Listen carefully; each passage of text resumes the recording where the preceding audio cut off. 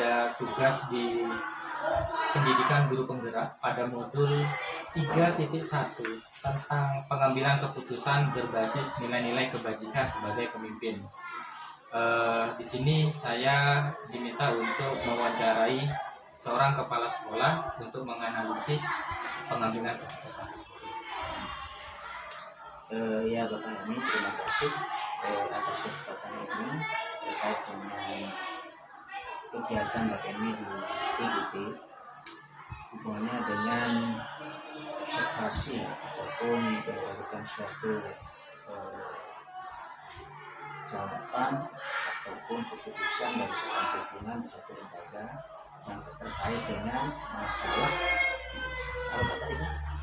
tentang pengambilan keputusan. Tentunya saya sebagai kepala sekolah, dasarnya seorang pemimpin itu harus punya satu minimal leadership, kedua tanggung jawab, yang ketiga adalah akuntabel. Bisa istilahnya kita ada banyak kasus-kasus di sekolah yang memang tidak normatif, yang harus kita pahami adanya suatu kebijakan atau sistem dari kepala sekolah, tapi tentu tidak lepas dari norma-norma daripada aturan-aturan di berbagai provinsi.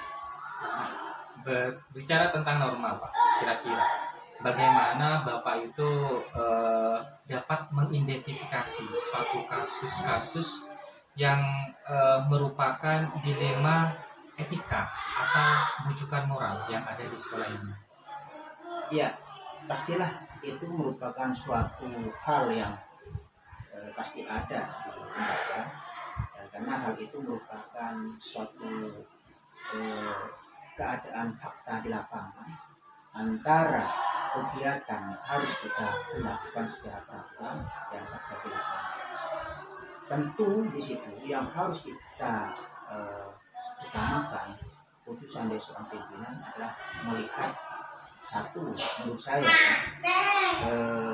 ada sisi kebenaran, ada sisi kebenaran, ada sisi kebenaran, juga ada sisi jangka pendek dan jangka panjang, serta mudarat dan manfaatnya secara lokal, individu ataupun secara kelompok, bisa seperti itu. Kinerja guru tersebut. Kalau misalnya terkait dengan murid, tentu kita melihat bagaimana dilihat dari keadaan siswa itu secara holistik, secara menyeluruh.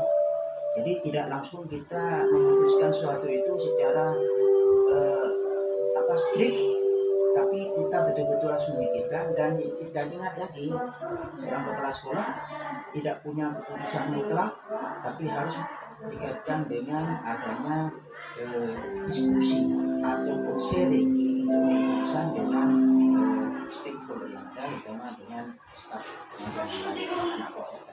Iya, Bapak. Jadi saya menarik kesimpulan tadi bahwa dalam membuat keputusan kita tidak mengambil secara langsung keputusan itu ya. Maka kita harus melakukan secara diskusi. Betul. Nah, bagaimana Bapak menjalankan pengambilan keputusan di sekolah, terutama untuk kasus-kasus di mana ada dua kepentingan yang sama, yaitu sama-sama benar atau sama-sama mengandung nilai kebajikan.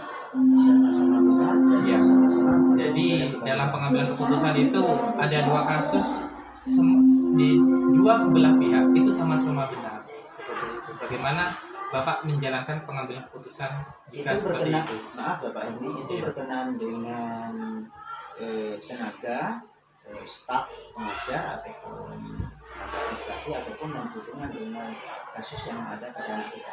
Mungkin lebih didetailkan lagi. Iya, mungkin seperti ini Bapak ya. Seperti kita punya peraturan sekolah, di mana dalam satu minggu kita mempunyai beberapa JP. Dalam satu hari ada 40 jam pelajaran dalam 1 jam mengenai jam pulang. Nah, yang saya tahu, apakah jam pulang di sini jika mengikuti prosedur peraturan, tetapi kadang-kadang orang tua atau masyarakat tidak menginginkan jam pulang kita sampai jam 1:30. karena di situ terbentur dengan sekolah madrasah. Ya, itulah memang kendala yang utama yang kita temui khususnya di wilayah kita, di daerah kita, di Sampang khususnya di Tegal, yaitu masalah bagaimana kita memperlakukan kegiatan belajar mengajar itu sesuai struktur yang ada yang kita gunakan dengan keadaan lingkungan sekitar di mana lembaga itu ada. Maka di sini saya sebutkan kita harus aturannya tetap kepada aturan yang ada. Aturan yang ada itu ya istilahnya KBM, misalnya dalam 1 minggu 36 jam atau 40 jam. Satu. Yang kedua, pemberlakuan dengan sistem keadaan lingkungan masyarakat ini yang perlu diperhitungkan. Maksudnya begini Bapak Ibu, kita tetap misalnya dalam 1 minggunya, 1 pekannya KBM itu ada 40 jam atau 38 dan sebagainya, kita tetap mengikuti seperti itu. Tapi bagaimana penerimaan masyarakat terhadap penggunaan itu daripada itu, misalnya kita laksanakan seutuhnya dengan tantangan yang ada, kebutuhan daripada sekolah terhadap siswa itu sendiri yang akan sekolah di sekolah. Dan ini menyangkut banyak hal kan.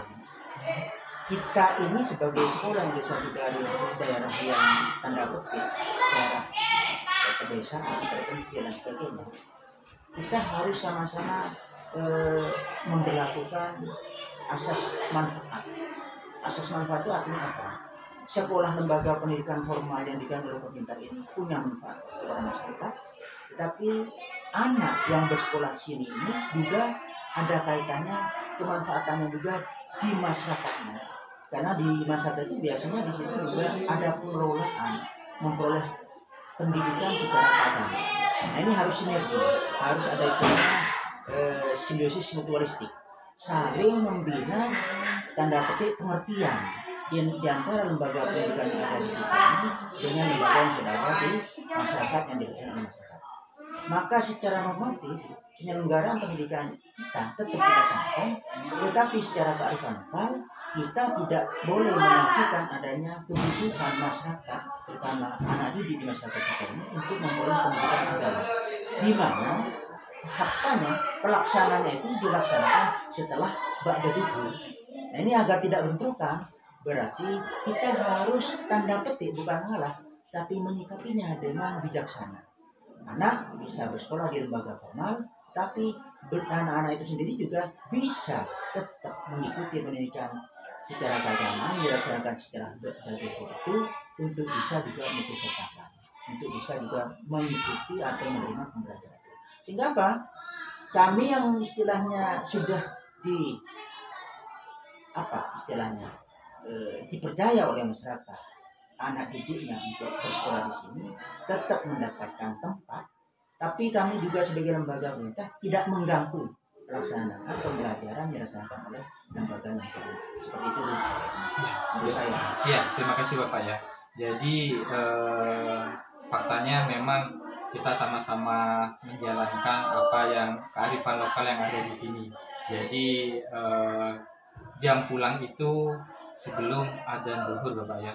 Jadi sama-sama dapat sekolah formal dan sekolah non formalnya. Tapi maaf Bapak, ini tetap kita menghitungnya anak didik kami yang di sekolah kita ini tidak memenuhi istilahnya struktur yang 40 jam pengimbang itu. Nah, mungkin ada perjalanan kita disiasati. Nah, oke. Dari keputusan itu Bapak, apakah Bapak mengambil keputusan sendiri atau bagaimana Bapak itu dalam prosedur apa untuk menentukan dari 40 jam JP menjadi 35 JP itu? Baik. Tentu kami sebagai kepala sekolah ketika menempati suatu lembaga di suatu tempat tertentu, tidak langsung kita istilahnya melaksanakan sesuatu itu secara prosedural. Kami datang ke sekolah ini tentu harus observasi dulu, pengenalan lingkungan. Ya, kita harus tahu dengan masyarakat, yang utama dengan komite. Kami tentu melaksanakan silaturahim berkomite untuk mengenal keadaan masyarakat kita. Yang kedua tentu sebagai suatu lembaga, saya sebagai pimpinan punya anak buah, itu kita mendiskusikan dengan staf-staf saya, sesuai dengan tupoksi masing-masing yang telah diberi job description masing-masing dari lokasi sampai urusan tersebut, kita diskusikan semua hal tersebut. Nah, jadi istilahnya Bapak ini dalam melaksanakan pengelolaan pembelajaran dan di sekolah kita ini tidak serta-merta istilahnya secara normatif harus istilahnya kepala sekolah melaksanakan secara sesuai peraturan tersebut, tapi tidak, kami harus juga menyesuaikan dengan kondisi lingkungan. Toh di pengelolaan ini ada istilah MBS, manajemen berbasis sekolah, seperti itu. Oke, baik, luar biasa Bapak ya. Jadi dalam penyelesaian masalah ini Bapak sudah mengadakan diskusi atau musyawarah terhadap komite dan staf guru di sini, dan tentunya Bapak sudah mengundang lapisan masyarakat atau tokoh masyarakat, di situ wali murid Bapak ya. Iya, jadi pernah di awal-awal dulu ketika terutama tantangannya di masa Covid ya Bapak. Jadi saya harus introducing, memperkenalkan bagaimana situasi di masa Covid. Saya mengundang wali murid meskipun agak sulit pada itu, tapi responnya sangat bagus dan memahami kondisi apa yang menjadikan semacam aturan SOP masa pembelajaran di masa Covid tersebut. Ternyata kalau kita ini ada semacam istilahnya komunikasi dua pihak, tanggapannya bagus. Cuma kita memang tidak harus dan tidak boleh memaksakan istilahnya secara normatif kegiatan pendidikan di daerah yang seperti ini. Oke, bagus Pak, luar biasa, terima kasih Bapak ya. Ini yang terakhir Bapak ya. Nah, setelah apa yang sudah disampaikan Bapak tadi, pembelajaran apa yang dapat Bapak petik dari pengalaman Bapak dalam pengambilan keputusan masalah di Limaetika tentang waktu pulang jam sekolah ini? Ya banyak lah Bapak ini, terutama saya sebagai pimpinan tentu ada rasa dalam satu pihak ada semacam amanah yang diberikan pemerintah kepada seluruh pimpinan, tanda petik tidak terlaksana. Tetapi di satu pihak ada juga manfaat yang kami terima dari situasi tersebut dengan mengutamakan adanya komunikasi dan masyarakat, pengertian dan situasi lingkungan yang ada. Itu manfaatnya adalah apa? Kami bisa bertahan dalam artian begini, kami punya tanggung jawab Bapak ini, yaitu tenaga pendidik itu tanda petik bergantung kehidupannya dengan adanya siswa. Nah, siswa ini ada di kita ini dengan adanya tanda petik di situ bagaimana win-win solution, saling menguntungkan, masih bisa bersekolah di sekolah formal, tetapi juga masih bisa bersekolah di sekolah non formal pula oleh masyarakat atau masyarakat. Enggak, dengan adanya tetap siswa di sekolah kita, Bapak ini maaf tanda petik tenaga pendidik kita tetap mempunyai jam belajar. Berarti apa? Mereka tetap bisa mentransformasikan ilmunya, dan yang penting juga masih mempunyai hak dan kewajibannya sebagai tenaga pengajar, dan sebagainya. Ya, terima kasih Bapak. Demikian bincang-bincang saya atas apa pengalaman yang sudah Bapak berikan kepada saya sebagai pemimpin dalam pengambilan keputusan berbasis nilai-nilai kebijakan. Terima kasih.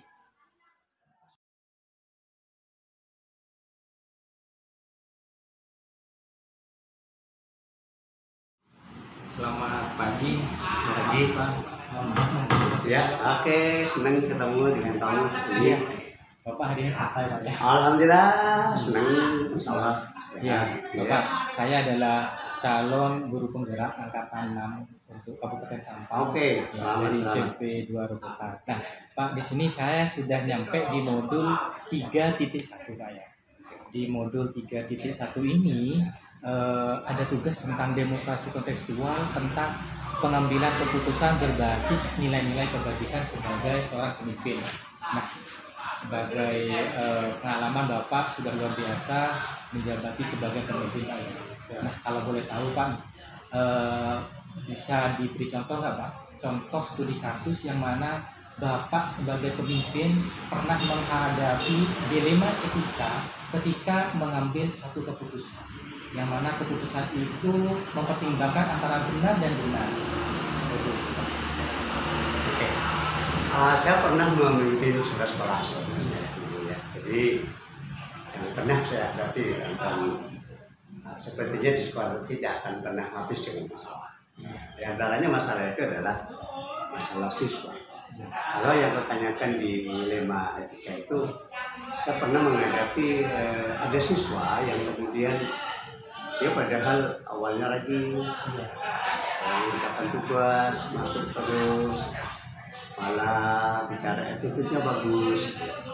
Satu saat dia itu malah berubah hampir 360 derajat lah, lebih dirinya. Akhirnya dia menjadi pemboros, dia tidak masuk. Kemudian otomatis dong para guru itu menyampaikan ke dia. Pada waktu saya memimpin sekolah itu, saya ada habit kebiasaan kalau hari Senin habis upacara itu saya luangkan waktu 30 menit. Saya meluangkan waktu menunda sambil anak beristirahat habis upacara. Setiap Senin itu saya menerima laporan. Dari siapa? Dari guru-guru. Di antaranya yang seperti saya katakan ini. Contoh tadi dilaporkan juga kami serap dan tidak langsung saya beri jawab. Karena waktu 130 menit itu mereka harus menyampaikan sesuatu permasalahan atau apapun itu boleh. Tidak ada cerita panjang lebar. Saya masalahnya begini Pak, ada anak bolos gini selesai. Oke, guru lain sama. Ada yang tidak menyampaikan masalah. Saya senang Pak, bangga saya gini. Jadi tidak selalu yang disampaikan keluhan. Saya membiasakan Anda senang pun harus dicoba disampaikan. Nah, setelah itu saya kan di sekolah itu selalu di berbagai tempat saya akan buat teamwork. Teamwork itu tujuannya di kisah makingnya memang saya sebagai pimpinan.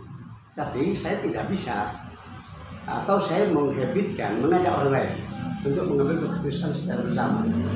Keputusan bersama itu andai kata salah, menurut saya lebih baik daripada sendirian. Mereka akan membiasakan, nah ini kan lu yang salah, anak bapak yang ambil keputusan sendirian.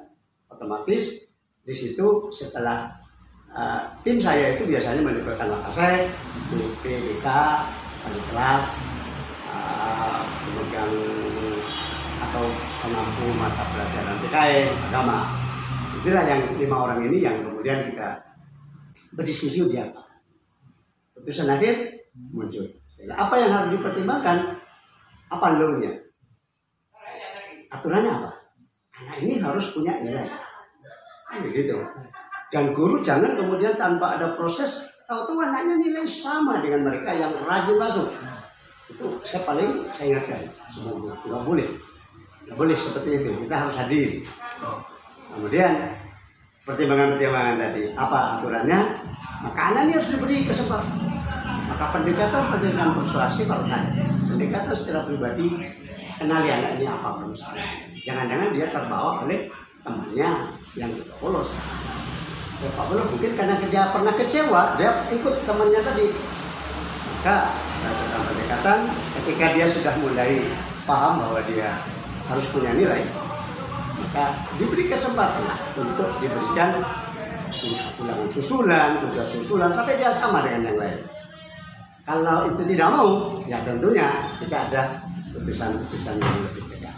Ya Bapak, menarik sekali Bapak ya, apa yang sudah diceritakan Bapak studi kasus tentang pengambilan keputusan kepada siswa tentang pemberian nilai ya Pak ya. Dan apa yang sudah disampaikan oleh Bapak yaitu dalam membuat keputusan Bapak tidak mengambil keputusan sendiri, gitu ya. Yes. Bapak masih menampung orang-orang yang mana yang mempunyai kepentingan juga yang harus memberikan keputusan, dan keputusan itu dilakukan secara musyawarah, Pak ya. Dan kira-kira Pak ya, setelah Bapak memberikan keputusan yang sudah Bapak berikan, kira-kira pernahkah Bapak di situ memikirkan ke depannya apakah keputusan yang tadi saya berikan sudah benar atau tidak ya?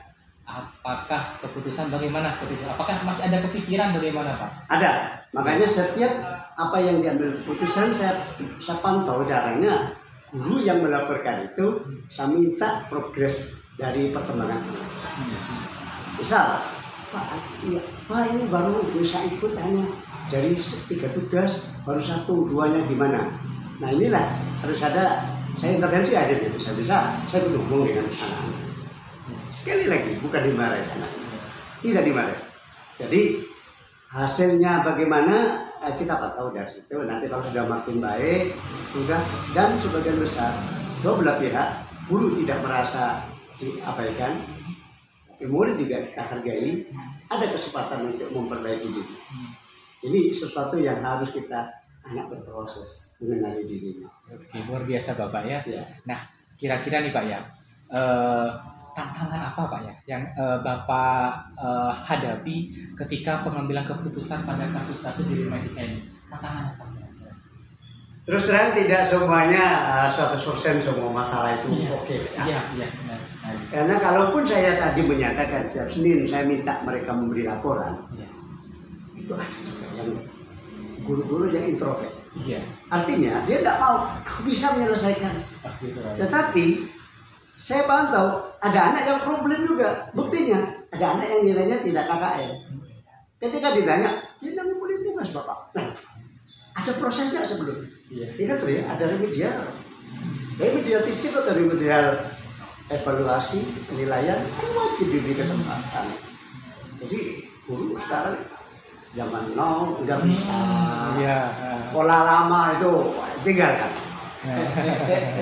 Begitu, wah luar biasa Pak ya. Terakhir ini. Nah, pembelajaran apa yang Bapak bisa petik dalam pengalaman Bapak dalam mengambil sebuah keputusan yang merupakan diri Medika ini? Ya, saya rasa semua problem, semua masalah, saya punya keyakinan ada jalan keluar atau pemecahannya. Jadi pembelajaran apa? Yang penting di situ kata kuncinya adalah ada kebersamaan. Tidak ditangani sendirian. Kata kuncinya di situ saya ulangi, ada kebersamaan.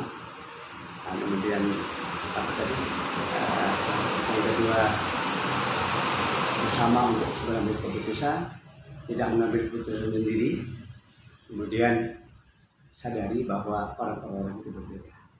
Maka semuanya kalau ini kita angkat, kita ambil setiap bikin diambil. Betul bisa lebih baik. Luar biasa Bapak. Terima kasih waktunya Bapak ya. Mudah-mudahan studi kasus ini sangat bermakna untuk saya dan untuk semua orang yang bisa akan menjadi pemimpin dalam membuat suatu keputusan itu tidak sembarangan. Terima kasih waktunya Bapak. Terima kasih, sama-sama. Selamat sukses ya, Mas Herwi.